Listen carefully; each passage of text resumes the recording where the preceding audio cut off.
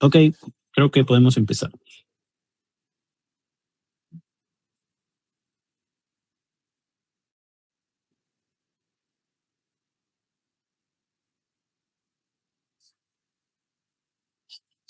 Muy bien, entonces hoy día tenemos una clase un poquito más larga de lo usual. Vamos a intentar ser breves en la medida de lo posible. Y bueno, hoy día vamos a tocar uno de los temas muy importantes, que es las pruebas de función hepática. Como ustedes saben, el hígado tiene múltiples funciones. Dentro de ellas tenemos el metabolismo biliar. Como ustedes saben, la bilis participa en la digestión y absorción de las grasas. Y de esta manera va a permitir la absorción de vitaminas liposolubles como la vitamina A, la vitamina D, la vitamina E y también la vitamina K. También participa en la función del almacenamiento, más que del almacenamiento, de la liberación de la bilis, que va a facilitar la digestión de las grasas en sí, ¿no? Otra de las funciones del hígado es el metabolismo de algunos aminoácidos, de glucosa y también de algunos lípidos. El hígado es capaz de almacenar glucosa dentro del hígado en forma de glucógeno. Y durante el ayuno es también capaz de hacer un proceso que es la gluconeogénesis. También participa en la síntesis de proteínas plasmáticas muy importantes, como es la albúmina principalmente, y también en la síntesis de colesterol, triglicéridos y algunas lipoproteínas. Otra de las funciones del hígado es el procesamiento de la hemoglobina, principalmente del grupo hemo. Cuando la hemoglobina se degrada, el hígado es capaz de recuperar esta hemoglobina, este grupo hemo, para recuperar el hierro y reutilizarlo para la formación de más hemoglobina en el posterior y también depósito de hierro para reservorio de otras enfermedades. Y una de las principales funciones del hígado, y que a veces no la tenemos muy en cuenta, es la depuración de amonios. Esta es quizás una de las funciones más importantes del hígado y es la que se logra ver más sintomática cuando existe una falla hepática. Normalmente el hígado convierte el amonio tóxico en una urea mediante el ciclo de la urea, que posteriormente va a ser eliminado por el riñón. Y también otra de las funciones muy importantes del hígado es su participación en la coagulación, ya sea mediante la síntesis de factores de coagulación como el fibrinógeno, el factor 2, la protrombina, factores 5, 7, 9, etcétera. Y también porque en situaciones de hipertensión portal, a consecuencia de la fibrosis del hígado, puede ocurrir un hiperesplenismo y esto también puede ocasionar trombocitopenia, que también puede alterar la coagulación en pacientes con hepatopatías crónicas. Y otra de las funciones del hígado es la producción de factores inmunes, principalmente del factor de complemento, la síntesis de marcadores inflamatorios como la proteína C reactiva, y por supuesto ellos también participan en el sistema retículo endotelial con sus macrófagos y también con las células de Kupffer. Entonces, vemos unas funciones muy importantes del hígado, pero básicamente desde el punto de vista de laboratorio, nosotros lo que analizamos es la síntesis de proteínas, la función excretora del hígado y si es que hay presencia de lesión hepatocelular. En cuanto a la síntesis de proteínas, la proteína más importante que sintetiza el hígado es la albúmina. Por lo general, esto suele ser sintomático cuando ya hay una hipoalbuminemia muy severa, pero también participa en la producción de algunas globulinas, aunque hay que tener en cuenta de que la mayoría de gamma globulinas son producidas principalmente por los linfocitos B y no por el hígado. Sin embargo, cuando hay una hepatopatía, principalmente hepatopatías crónicas, la proporción de albúmina y globulina suele alterarse, con una relación albúmina-globulina invertida. Normalmente debería haber más albúmina que globulina, pero en los pacientes con hepatopatía crónica puedes encontrar más globulina que albúmina. En cuanto a la excreción biliar, nosotros evaluamos esto dentro del perfil hepático con las bilirrubinas, principalmente la bilirrubina directa, la fosfatasa alcalina y la gamma-glutamil transpeptidasa, que es la GGTP. Siempre tener en cuenta que la fosfatasa alcalina es una de las pruebas más sensibles y que la GGTP es más específica de patología hepática.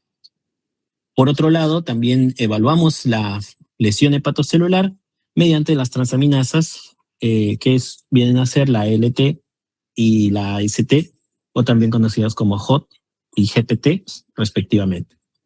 Siempre teniendo en cuenta que la GOT no solo se produce en el hígado, sino que también se produce en el músculo, en el corazón, en algunos eritrocitos, y por tanto no es muy específica de la patología hepática, a diferencia de la ST, GPT, que suele ser más específica del hígado. Y como enunciado, siempre hay que tener en cuenta de que las transaminasas van a medir el daño hepático, pero no la función hepática. ¿Bien? Entonces puedes tener a un paciente con 5.000, 7.000 de transaminasas y la función del hígado mantenerse indemne.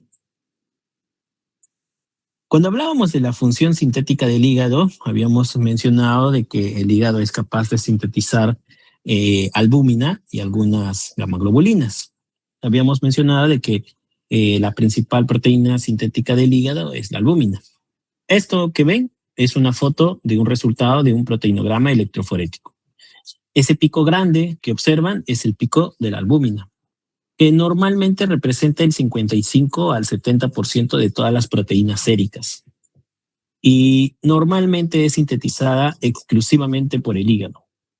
Y tiene funciones muy importantes en el tema de la presión oncótica plasmática, transporte de hormonas, transporte de bilirrubina, de calcio y también de algunos fármacos, incluyendo antibióticos como el ertapenem, por ejemplo. Su cantidad, su producción se ve afectada en las hepatopatías crónicas como en la cirrosis, por ejemplo, pero también en situaciones que puede ser secundarias a una disminución de la ingesta, como en la desnutrición, o un aumento de su excreción, ya sea urinaria, como en el síndrome nefrótico, o por las heces, como en las enteropatías perdedoras de proteínas.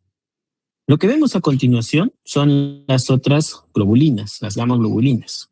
Tenemos una fracción alfa-1 que normalmente contiene la alfa-1 antitripsina, la alfa-1 glicoproteína ácida y normalmente aumenta ante respuestas inflamatorias. La fracción alfa-2 incluye la aptoglobina, la ceruloplasmina y la alfa-2 macroglobulina. Y también suele aumentar ante las respuestas inflamatorias. Luego tenemos la fracción beta, que ya es un poco más específica y que contiene a la transferrina y algunos componentes del complemento y algunas inmunoglobulinas. Y finalmente, la más específica de la patología hepática, que es la fracción gamma. Esta principalmente es del tipo inmunoglobulina G, inmunoglobulina A e inmunoglobulina M, y es producida por los linfocitos B y también las células plasmáticas, más no por el hepatocito. Normalmente, cuando existe una alteración de la función del hígado, el pico de albúmina se ve reducido y los picos de gamma globulina se ve incrementado. La albúmina es la proteína principal que produce el hígado. Sus valores normales son entre 3.5 y 5 miligramos por decilitro. Normalmente tiene una semivida un poco larga, de 20 días, pero siempre hay que tener en cuenta que hasta el 25% de ella se degrada en 8 días. Va a reflejar patologías que pueden verse alteradas en la síntesis, en la distribución, en la exclusión y también en la volemia. Y es un reactante de fase aguda negativo, es decir, que cuando ocurre una enfermedad crítica como la sepsis, estos pacientes suelen tener hipoalbuminemia. Normalmente la hipoalbuminemia se clasifica como leve cuando disminuye de 3.5 a 2.9, moderada cuando es de 2.1 a 2.9 y severa cuando es menor de 2. Cuando tienes una hipoalbuminemia, por lo general esta no suele ser sintomática hasta que se vuelve severa. Y aquí las manifestaciones pueden ser edema, tanto periférico como pulmonar, ascitis. Es necesario en algunos casos corregir el calcio sérico cuando hay una hipoalbuminemia muy severa.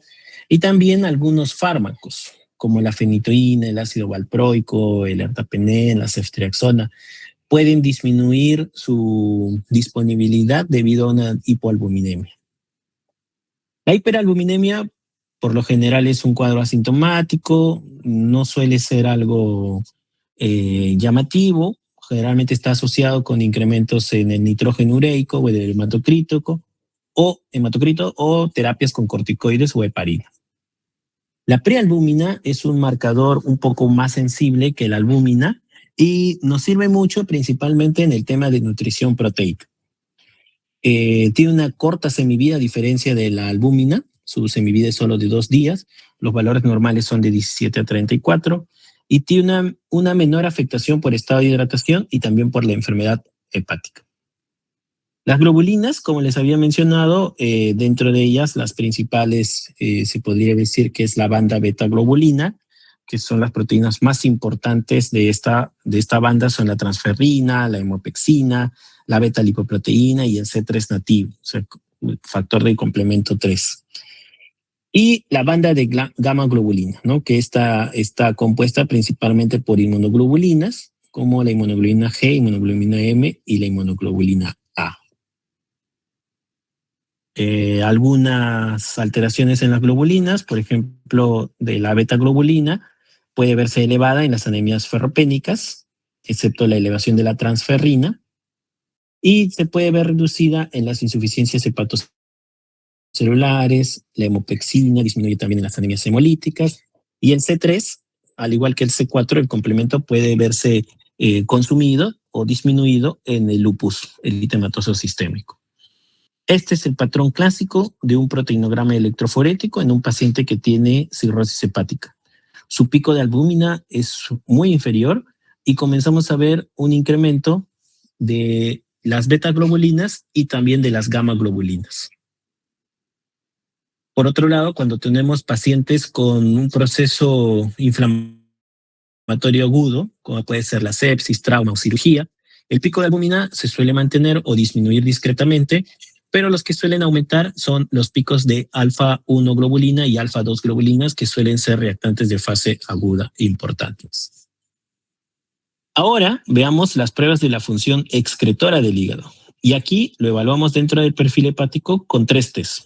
La bilirrubina, que está compuesta por la bilirrubina directa e indirecta, la fosfatasa alcalina y la gamma-glutamil transferasa. La bilirrubina, como ustedes conocen, es un pigmento biliar de color amarillo, anaranjado, que va a resultar de la degradación del grupo hemo de varias proteínas, pero especialmente del catabolismo de la hemoglobina. Normalmente, cuando ocurre la degradación de hemoglobina y otras hemoproteínas, se forma la bilirrubina no conjugada, la cual está unida a la albúmina para mantener una circulación plasmática. Esta bilirrubina no conjugada es captada por los hepatocitos dentro del hígado y pasa a un proceso de conjugación.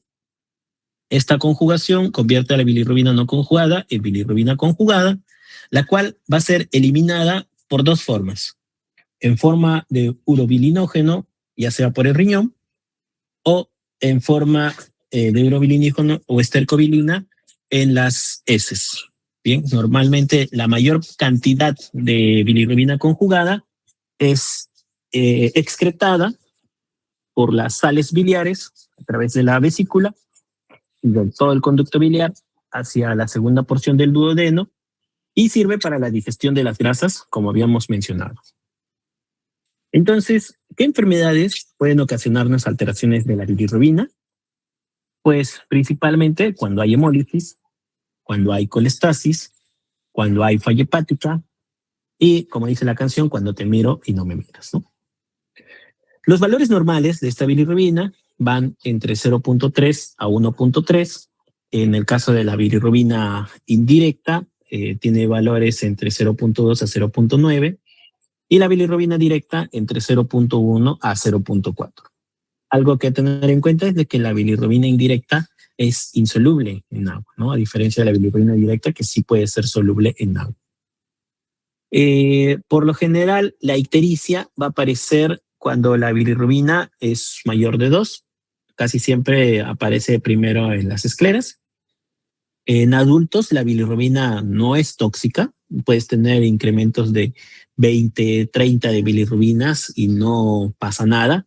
Pero en los lactantes y en los recién nacidos sí puede ser neurotóxica, principalmente cuando la bilirrubina es mayor de 20. Siempre hay que determinar cuál es el origen de esta hiperbilirrubinemia para hacer el enfoque y también el diagnóstico y tratamiento. Y esto lo vamos a diferenciar en la hiperbilirrubinemia directa de la indirecta. Cuando el aumento de la bilirrubina es de tipo indirecta, por lo general estamos a un cuadro de hemólisis. Y es porque se sobrepasa la capacidad de conjugación del hígado y también de la excreción. Entonces, usualmente cuando tú veas un aumento en la bilirrubina y el 70% de la bilirrubina corresponda a bilirrubina indirecta, estamos ante un paciente con hiperbilirrubinemia indirecta. Por otro lado, si tú tienes un aumento de la bilirrubina que es principalmente directa, es decir, que al menos el 50% de la bilirrubina total corresponde a la bilirrubina directa, probablemente estemos ante una patología hepática o una patología biliar.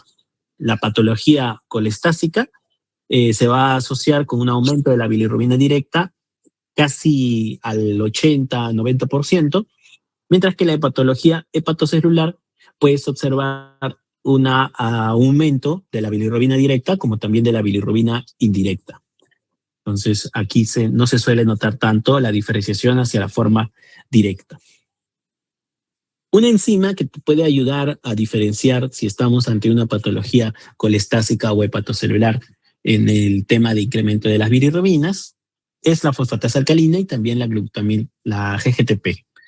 La fosfatasa alcalina es una enzima que realmente no se sabe muy bien cuáles son su mecanismo o sus funciones, pero sí sabemos de que está dentro de los locus genéticos de la etapa embrionaria, dentro del cromosoma 1, y de esta forma puede ser producido principalmente por el hígado, pero también puede ser producido en el riñón, en el hueso o en otros órganos. Y la fosfatasa alcalina que deriva del cromosoma 2 puede ser producido por las células germinales, por la placenta, y esto es una de las principales causas por las que las gestantes pueden tener un incremento de la fosfatasa alcalina.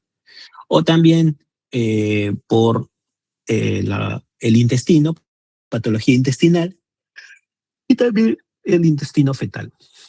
Entonces, normalmente la fosfatasa alcalina es producida dentro de las células del canalículo biliar, de la superficie mucosa del canalículo biliar. Mientras que la ALT es una enzima que nos indica lesión hepatocelular, es principalmente producida dentro del citoplasma. Mientras que la AST es producido tanto en el citoplasma como también en la mitocondria. Y es por eso de que se puede ver afectada en algunas patologías mitocondriales, como ocurre, por ejemplo, en la hepatitis alcohólica. Hay un incremento más notorio de la AST o de la GOT que de la GPT. La fosfatasa alcalina normalmente tiene rangos entre 33 a 96 miligramos. Los adultos varones suelen tener valores de fosfatasa alcalina un poco más alto que las mujeres. Los niños y adolescentes tienen valores más altos porque sus huesos están en crecimiento y recuerden de que el hueso también produce fosfatasa alcalina. El embarazo también se asocia con un incremento de la fosfatasa alcalina porque también puede ser producida en la placenta. Y los adultos mayores también pueden tener un ligero incremento, pero generalmente dentro de rangos normales. La GGTP pertenece a un grupo de enzimas que catalizan la transferencia de aminoácidos de un péptido a otro. Y sus valores normales en los varones es de 0 a 50 y en las mujeres de 0 a 30. Si bien es una enzima más específica del hígado, hay que tener en cuenta de que también hay otros tejidos que la pueden producir, como es el tejido renal, el tejido prostático, el páncreas y también la vía hepatobiliar. Va a reflejar directamente la función excretora biliar.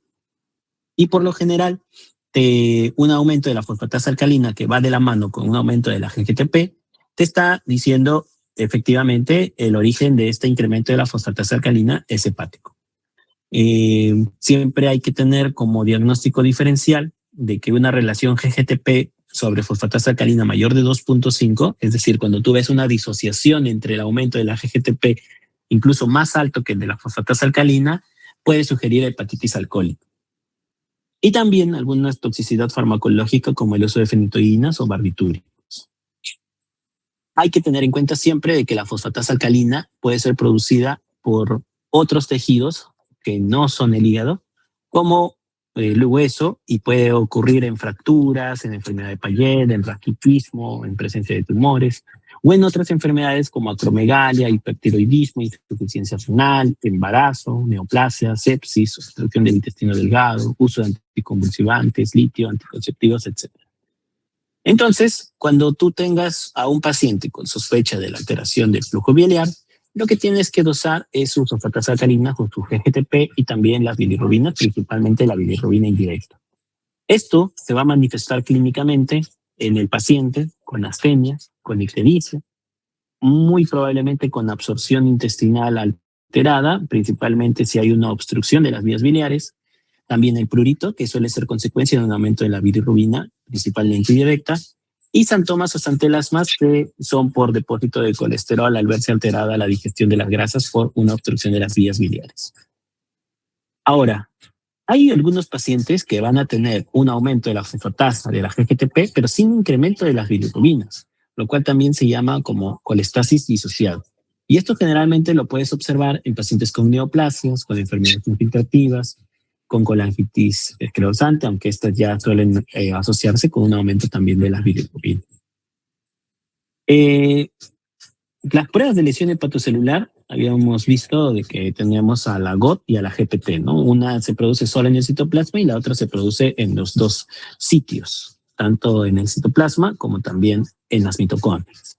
La GOT tiene valores normales entre 12 a 38. Generalmente ambas se consideran normales cuando son menores de 40. La GOT se produce en los hepatocitos, pero también se produce en miocardio, en músculo, riñón, pulmón, cerebro y también intestino. La GPT es principalmente en el hígado. Son marcadores muy sensibles de lesión hepatocelular. Tiene una semivida plasmática de 17 a 47 horas. También es un signo de alarma cuando se observa una depresión. O sea, observas, por ejemplo, una hepatitis, ¿no? Y tiene 5.000, tiene 7.000 y luego baja dramáticamente a 50, a 40 y tienes a un paciente con injuria hepática. Eso puede ser un signo de ya falla hepática fulminante, ¿no? Y elevaciones exageradas suele observarse con las hepatitis, principalmente virales, pero también a veces ante el consumo de alcohol. ¿Qué te puede dar un patrón hepatocelular? Pues principalmente las hepatitis virales, que incluye hepatitis A, hepatitis B, hepatitis C, hepatitis D, hepatitis E. También lo podemos observar en el hígado graso, con la esteatosis hepática no alcohólica, la esteatosis hepática alcohólica, las injurias hepáticas inducidas por drogas, hepatitis autoinmunes, fenómenos isquémicos, etcétera, ¿no? Entonces, siempre hablamos de un patrón de hepatotoxicidad cuando las enzimas del hígado se elevan más de 5 veces su límite normal. Entonces, ahí hablamos ya de un incremento moderado de las transaminasas, pero generalmente el marcador más fidedigno se podría decir es que cuando las transaminasas se elevan más de 10 veces su valor normal, o sea, cuando ya encuentras 400, 500, ¿no? Eso generalmente ya te está indicando una hepatopatía aguda que puede ser generalmente hepatitis. Entonces, en el patrón colestático, cuando nosotros aplicamos esta fórmula de la ALT por su valor normal y lo dividimos entre la fosfatasa alcalina por su valor normal, generalmente el patrón colestático te va a dar un valor menor de 2. Por otro lado, el patrón hepatocelular, aplicamos la misma fórmula y lo que vamos a obtener es un valor mayor de 5, ¿no? De esta manera podemos diferenciar a un paciente que tiene un patrón colestático, que generalmente es obstructivo, o a un paciente que tiene un patrón hepatocelular, que generalmente es por una noxa dañina al hígado directamente. Ahora vayamos con el tema de las hepatitis virales principalmente, ¿no? Nosotros tenemos 5 principales causas de hepatitis virales, que tenemos la hepatitis A, la hepatitis C, la hepatitis B, C y D. Tanto la hepatitis A como la hepatitis C tienen una transmisión entérica, es decir, no son como sus primos hermanos, que es la hepatitis B, hepatitis C y hepatitis D, que son netamente enfermedades de transmisión sexual o por transfusiones de sangre o de madre ahí. Siempre hay que tener en cuenta de que existe un riesgo elevado de infección crónica, de cirrosis y de carcinoma hepatocelular en aquellos pacientes que tienen estas enfermedades como la hepatitis B, hepatitis C y hepatitis D, mientras que los pacientes que tienen hepatitis A y hepatitis E por lo general son cuadros autolimitados que no suelen requerir tratamiento más que soporte. En el caso de la hepatitis A, el diagnóstico, cuando nosotros sospechemos de una enfermedad aguda, es mediante la inmunoglobulina M. ¿Bien? Entonces, cada vez que ustedes sospechen de una hepatitis A, hay que tener en cuenta que a partir de los 5 días del cuadro clínico, tú ya puedes empezar a detectar una IgM contra hepatitis A positiva, ¿no? Entonces, siempre hay que tener en cuenta este periodo de ventana, porque son anticuerpos después de todo. Y estos anticuerpos pueden durar entre 6 a 18 meses, cuando es el caso de la inmunoglobulina M. Pero por otro lado, la inmunoglobulina G se comienza a elevar a partir de las 10 a 14 días de la infección y generalmente permanecen positivos de por vida. Esto mismo aplica para la vacunación. ¿Ya? Ahora hay que tener en cuenta de que muchos niños que veamos actualmente con IgG positiva para hepatitis A es por la vacuna. En Perú administramos la vacuna para hepatitis A a todos los niños que tienen 1 año de edad. En el caso de la hepatitis B, el diagnóstico es un poco más complejo. Aquí tenemos algunos marcadores serológicos, como es el antígeno de superficie, el anticuerpo contra superficie, el antígeno core, el anticuerpo contra el core, que puede ser total o inmunoglobulina M, y el antígeno E y el anticuerpo E, ¿no? Siempre el que va a determinar la exposición, ya sea de una hepatitis que te curaste o que se volvió crónica, es el core, ¿bien? El core positivo. El que va a determinar la cronicidad, o sea, cuando tú dices una hepatitis crónica, es aquel paciente que tiene un antígeno de superficie positivo por más de 6 meses. Ese es el marcador de una hepatitis crónica. Y por otro lado, vas a tener al paciente de que está protegido contra la hepatitis B. Y es aquel paciente que tiene core negativo, antígeno de superficie negativo, pero que tiene anticuerpos contra el antígeno de superficie. Los valores normales son mayores de 10. Si tienes un anticuerpo contra superficie mayor de 10, se podría decir de que estás protegido para la hepatitis B. Y es una vacuna altamente efectiva. O sea, cerca del 98-99% de protección cuando los niveles son mayores de 10. Otro antígeno muy importante que les había mencionado es el antígeno E, el cual se suele asociar con una enfermedad muy activa, más replicante, más riesgo de progresión y solemos ser un poco más conservadores cuando tenemos que tratar a estos pacientes, ¿no? Generalmente usamos puntos de corte un poco más bajos para la decisión de tratarlo o no. Entonces, normalmente cuando tú tienes una infección aguda, va a presentar un pico de la inmunoglobulina, perdón, el antígeno de superficie de hepatitis B, el cual se va a ver asociado con un incremento del anticuerpo core, pero del tipo inmunoglobulina E. Este de aquí puede durar positivo entre 6 a 18 meses y posteriormente, antes de que ocurra su descenso, ya también comenzamos a observar un incremento del core total, ¿no? Que suele aparecer a los 3 a 6 meses, ¿bien? Entonces, normalmente existe un periodo de ventana en el cual solo podemos detectar mediante inmunoglobulina M anti hepatitis B, ¿bien? Pues cuando el antígeno de superficie se hace negativo. ¿Por qué? Porque el 90% de las personas que están expuestas a hepatitis B te van a curar solas. Su sistema inmunológico lograr contener. Solo un 10% de ellas se van a hacer en formas crónicas. Bien, esto es lo que estábamos viendo en el periodo agudo. Como pueden ver, el antígeno de superficie se volvió positivo, pero posteriormente se vuelve negativo. Después de esta exposición, lo que te va a quedar son anticuerpos contra superficie y anticuerpos totales. ¿Bien? Pero el antígeno de superficie negativo, el antígeno E negativo, el IgM también negativo. Por otro lado, cuando tú tienes una infección crónica, y como les había mencionado, el que va a definir la infección crónica es el antígeno de superficie. Un antígeno de superficie positivo después de 6 meses de una infección aguda, de un contagio, ya se considera una hepatitis crónica, ¿no? ¿Qué van a tener estos pacientes? Antígeno de superficie positivo, anticuerpo core positivo y también carga viral positivo, ¿no? Entonces, este es un cuadro resumen para lograr delimitar los fenotipos que puede tener un paciente cuando nosotros pedimos pruebas para descartar hepatitis B. Tenemos el paciente que es susceptible, que es el que no tiene anticuerpos contra superficie, el paciente que es vacunado con éxito, que tiene todo negativo excepto el anticuerpo contra la superficie, mayor de 10, el paciente que ha tenido una infección pasada, pero resuelta, que es el 90% de los pacientes que se van a curar, que tiene anticore total positivo y anticuerpo contra superficie positivo, ¿no? Este es un paciente que tiene una cura funcional, porque como ustedes saben, la hepatitis B es un virus ADN que se acopla al ADN del humano y puede reactivarse, principalmente en situaciones de estrés, ¿no?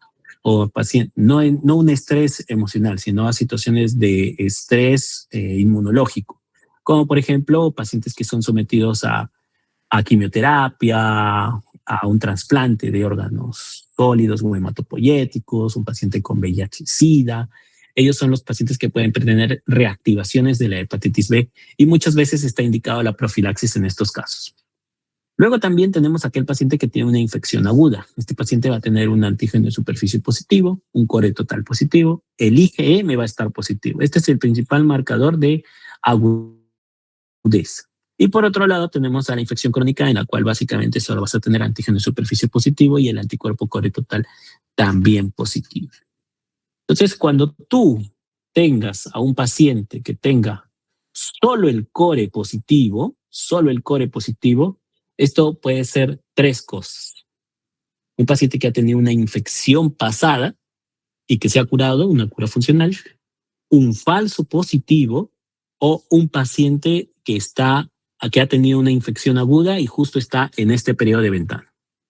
En este periodo de ventana donde el antígeno de superficie se comienza a negativizar y el IgM anticore todavía permanece positivo por un periodo de tiempo, ¿no?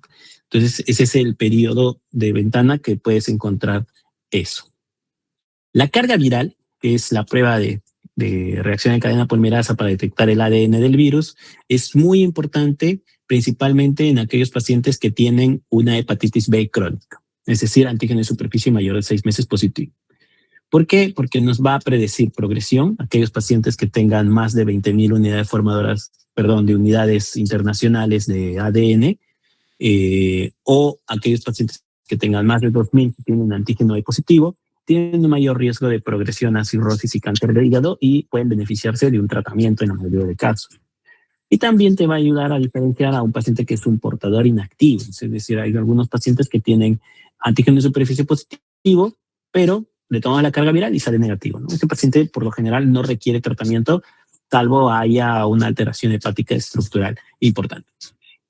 La decisión de terapia también está supeditada con la carga viral. Cada vez que ustedes encuentran un paciente con antígeno de superficie positivo, hay que dosarle todo su perfil hepático completo, pedir pruebas de imagen del hígado, pedir marcadores tumorales y también pedir la carga viral de el virus hepatitis B para definir si es que este paciente va a necesitar tratamiento o no. En el caso de la hepatitis C sucede todo lo contrario a la hepatitis B. En la hepatitis B habíamos dicho que el 90% de las personas se curan solos. En el caso de la hepatitis B, solo el 20 al 25% de los pacientes expuestos a hepatitis C van a tener una cura funcional. El otro 80%, 75% van a evolucionar hacia la cronicidad, que si no recibe tratamiento en un transcurso de 15, 20 o 25 años pueden desarrollar cirrosis o también cáncer de hígado, ¿no? Entonces, aquí el diagnóstico se hace mediante unas pruebas serológicas que puede ser enzima inmunoanálisis, inmunoquimioluminiscencia o incluso también Western blot, que es para detectar anticuerpos contra la hepatitis C. Estas pruebas suelen tener una alta sensibilidad. Siempre hay que tener en cuenta de que pueden tener un periodo de ventana entre 6 a 7 semanas, es decir, no nos puede detectar una infección hiperaguda, a diferencia de la carga viral, que sí suele elevarse más temprano. Y la carga viral de hepatitis C te va a determinar si es que tienes una hepatitis C crónica, ¿no? Porque si tú tienes anticuerpos positivos, le tomas la carga viral y sale negativo, ese paciente ya está curado de la hepatitis C, no necesita tratamiento. Por otro lado, si es que la carga viral sale positivo, ese es un paciente con hepatitis C crónica. Y normalmente nosotros ofrecemos tratamiento para la hepatitis C. ¿Por qué? Porque la hepatitis C es una enfermedad que tiene cura. A diferencia de la hepatitis B que se implanta dentro del ADN, la hepatitis C no hace eso y es por eso de que es posible curarla. En el caso de la hepatitis D, siempre hay que tener en cuenta que la hepatitis D es un virus que depende totalmente del virus de la hepatitis B. ¿Bien? ¿Por qué? Porque ellos naturalmente usan la envoltura lipoproteica del virus hepatitis B. Entonces, hay dos formas de infección, que es la coinfección, que es cuando ha habido un contagio simultáneo, tanto de hepatitis B como de hepatitis D. Y lo que vas a encontrar en la serología es una IgM core positivo de hepatitis B y el IgM anti-hepatitis D positivos, ambos, ¿no? Esto te sugiere una coinfección. Por otro lado, si tienes una sobreinfección, es decir, tenías a un paciente que había estado expuesto a la hepatitis B y posteriormente se contagia de hepatitis D, este paciente generalmente va a tener el IgG contra hepatitis C negativo, mientras que el IgM o el IgG del antivirus hepatitis D va a estar positivo. En el caso de la hepatitis C, hay que tener en cuenta de que es un cuadro muy, pero muy similar a la hepatitis A. Tiene una incubación un poco más larga, de 40 días. El diagnóstico primario es mediante la inmunoglobulina M, antihepatitis C, que te indicaría una infección aguda, ¿no? Por lo general, el PCR no suele ser necesario, salvo pacientes inmunodeprimidos que pueden tener una falla serológica, ¿no? O sea, están tan inmunosuprimidos que no son capaces de producir anticuerpos ni siquiera para la hepatitis E. Y muy bien, hasta allí hemos tocado el primer tema, que era pruebas de función hepática y virus de la hepatitis. Un pequeño chepi de 1 minuto. ¿O tienen alguna pregunta hasta aquí?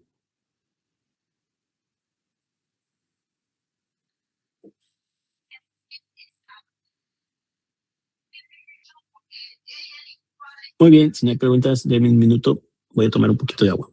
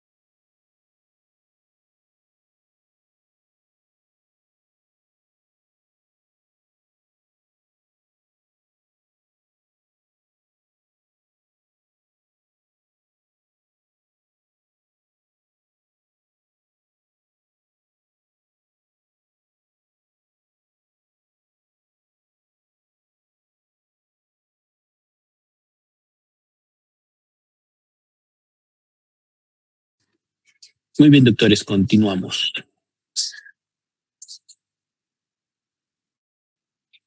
Ok, sí me escuchan, ¿verdad?